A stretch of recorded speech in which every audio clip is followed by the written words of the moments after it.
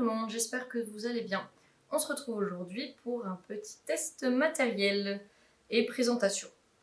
Alors, comme vous le savez sûrement, Castle Art a sorti dernièrement plusieurs mises à jour, on va dire, sa gamme de crayons, notamment avec les crayons couleur pastel, les couleurs métalliques et les Castle Art Gold.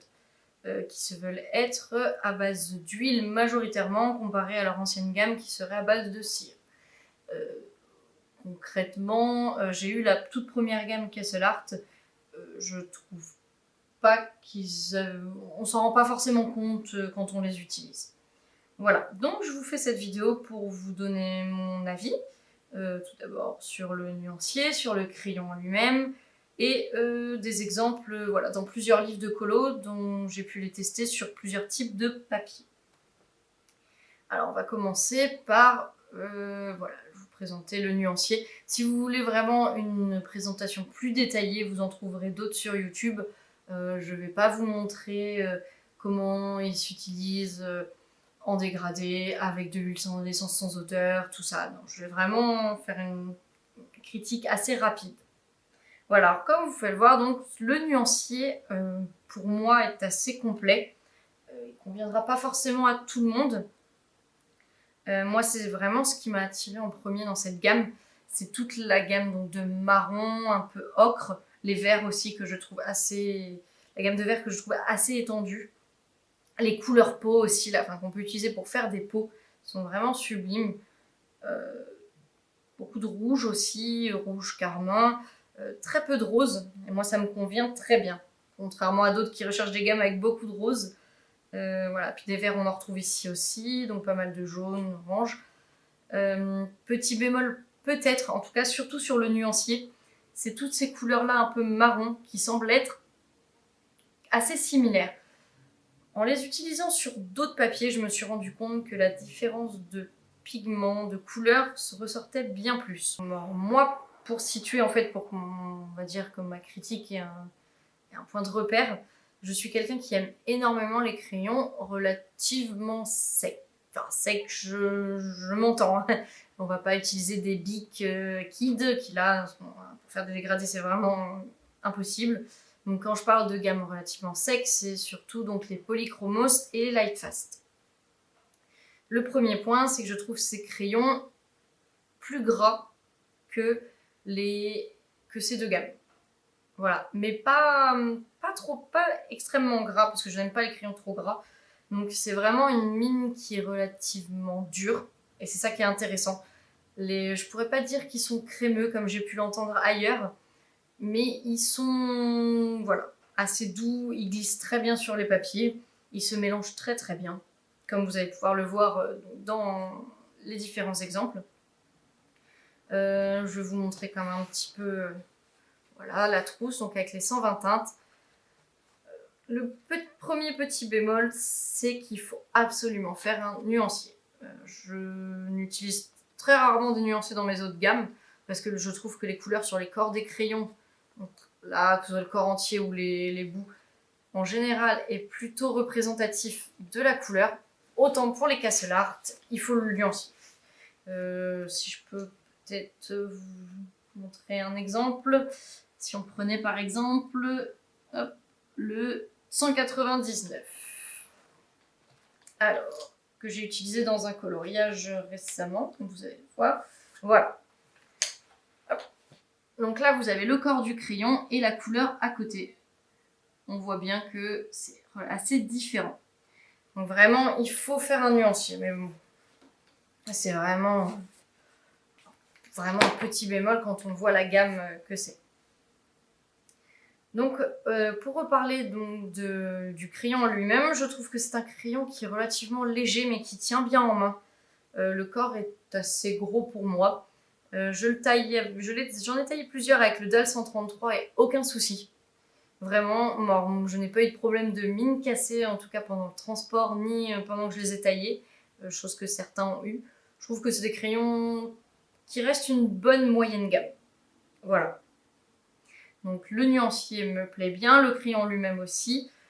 L'utilisation, vraiment c'est des crayons qui se font bien. Et comme je disais, donc pour moi, pour les amateurs de crayons vraiment très gras, je suis pas sûre qu'ils vous conviennent. En tout cas, voilà. Je les travaille moi en couche par couche. Et sur la plupart des papiers, je peux facilement atteindre 5-6 couches avant de saturer le papier, donc ce qui permet de faire des dégradés très très intéressants. Voilà, je vais vous passer donc... alors, les premiers dans lesquels j'ai fait, c'est dans le Mythomorphia. Alors moi j'ai l'édition Marabout, une ancienne édition Marabout, donc on pourrait apparenter ça à du papier type Amazon+, voilà, vraiment un papier Amazon mais plus épais puisque j'arrive à l'utiliser. Donc dans ce livre-là, j'ai fait tous les petits animaux. Alors vous le voyez, globalement les dégradés se font bien, les couleurs sont bien fondues entre elles. J'ai utilisé des couleurs, des tons assez naturels, mais vraiment j'aime beaucoup le rendu. Voilà, donc on a aussi cet animal-là, ici, là donc dans les bleus, dans les tons un peu plus orange. Là c'était volontaire de ma part de ne pas faire quelque chose de trop vif. Voilà, et j'ai vraiment eu aucun mal à les travailler sur ce papier. Vraiment. Voilà, comme je disais, 4-5 couches, le papier est saturé, mais on arrive à faire des beaux dégradés. Alors surtout, oui, quand vous testez une gamme, quand vous achetez des crayons à l'unité, faire sur un papier comme, voilà, un peu cartonné comme le nuancier, c'est bien. Le tester dans vos livres de coloriage, c'est encore mieux.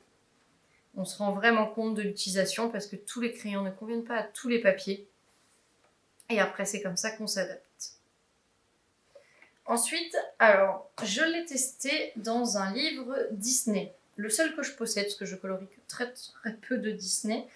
Et là, j'ai été vraiment agréablement surprise.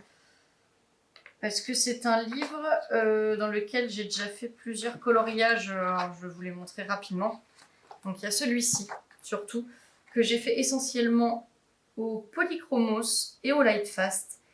Et ça a été très très compliqué. Je ne sais pas pourquoi, avec ce papier-là, vraiment pour réagir, pour réussir à faire des dégradés assez fondus, ça a été difficile. Alors, quand j'ai fait celui-ci, donc tout le personnage est au Castle Art Gold.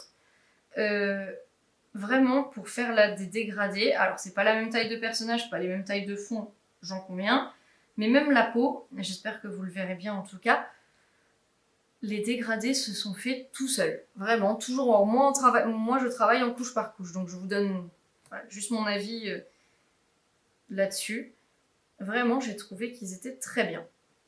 Et ils permettent, donc comme tout à l'heure je disais, ils ont quand même une dure, malgré le fait qu'ils se fondent très très bien et qu'ils soient un petit peu...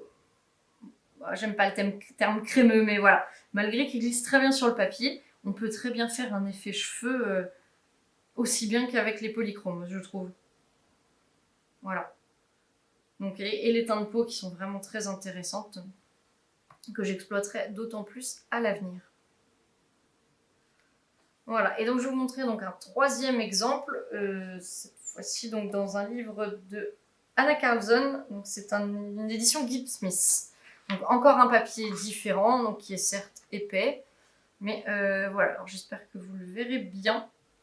Pas du tout le portrait, hein, c'est vraiment juste la fleur que j'ai fait, donc c'est vrai que c'est une petite fleur, pardon, mais je trouve que vraiment pareil sur le papier Gibbs Smith, ils se fondent bien, ils se travaillent bien, on peine pas.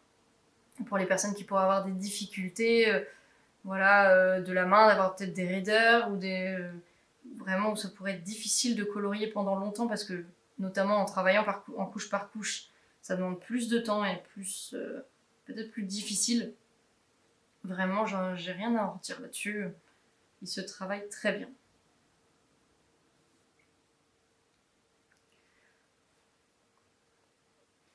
Donc voilà, ce sera tout. Donc je vous l'avais dit, c'était vraiment une critique très rapide pour les gens qui veulent voilà, une vidéo simple, efficace, on va dire.